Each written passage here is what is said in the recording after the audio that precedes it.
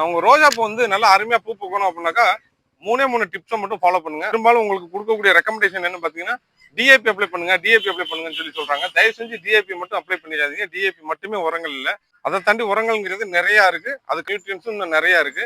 அதெல்லாம் பார்த்தீங்கன்னா பொட்டாசுங்கிறது ரொம்ப ரொம்ப முக்கியம். செடிக்கு சாம்பல் சத்துன்னு சொல்லக்கூடிய பொட்டாஸ் ரொம்ப ரொம்ப முக்கியம். அது நோய் எதிர்ப்பு சக்தியை கொடுக்கும். 3 டிப்ஸ் மட்டும் என்னன்னு ஃபர்ஸ்ட் பார்ப்போம். நீங்க எந்த தொட்டி வேணா செலக்ட் பண்ணிக்கோங்க, ஆனா 12 இன்ச்சுக்கு மேல இருக்கணும். தொட்டியில வந்து ஹோல்ஸ் ஆல்ரெடி கீழே இருக்கும்.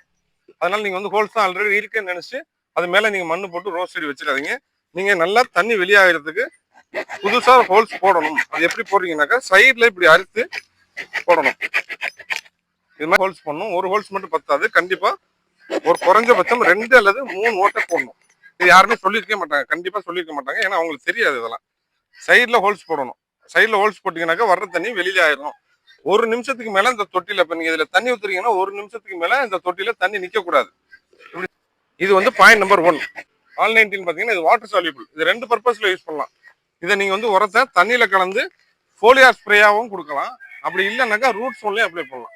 ஃபோலியார் ஸ்ப்ரேயா கொடுக்குறீங்கன்னா உங்க செடியோட வயசுக்கு தகுந்த மாதிரி 2ல இருந்து 5 கிராம் வரலாம் கொடுக்கலாம். இப்போ நீங்க ரூட் ஸ்டோன்ல வேர் பகுதியில் அப்ளை பண்றீங்கன்னாக்கா நீங்க முக்கியமா கவனிக்க வேண்டியது, இந்த உரத்தை போடும்போது இந்த வேர் பகுதியில போடக்கூடாது, தொட்டியோட வெளிப்பகுதியில தான் போடணும். அந்த மண்ணில் மாய்ச்சர் ஈரப்பதம் இருந்தே ஆகணும்.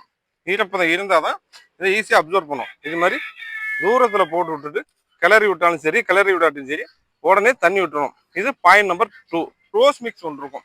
அந்த ரோஸ் மிக்ஸ்ல பாத்தீங்கன்னா மைக்ரோ நியூட்ரியன்ஸும் மிக்ஸ் பண்ணியிருப்பாங்க. ஸோ மைக்ரோ நியூட்ரியன்ஸுங்கிறது ரோஸுக்கு ரொம்ப ரொம்ப முக்கியமானது. வெறுமனே இது மாதிரி ஆல்-19 மட்டும் போடுறதோட நிப்பாட்டாம மைக்ரோஸ் மிக்ஸ்னு ஒரு கடைகளை கிடைக்கக்கூடிய அந்த ரோஸ் மிக்ஸையுமே நீங்க ஒரு செடிக்கு 20ல இருந்து 30 கிராம் ரூட் ஸ்டோன்ல, அதாவது வந்து அந்த மண் பகுதியில் அப்ளை பண்ணி தண்ணி விட்டீங்கன்னா அருமையா பூக்கும். இதை தவிர நீங்க வேற எந்த டிப்ஸுமே ஃபாலோ பண்ண வேண்டியதில்லை.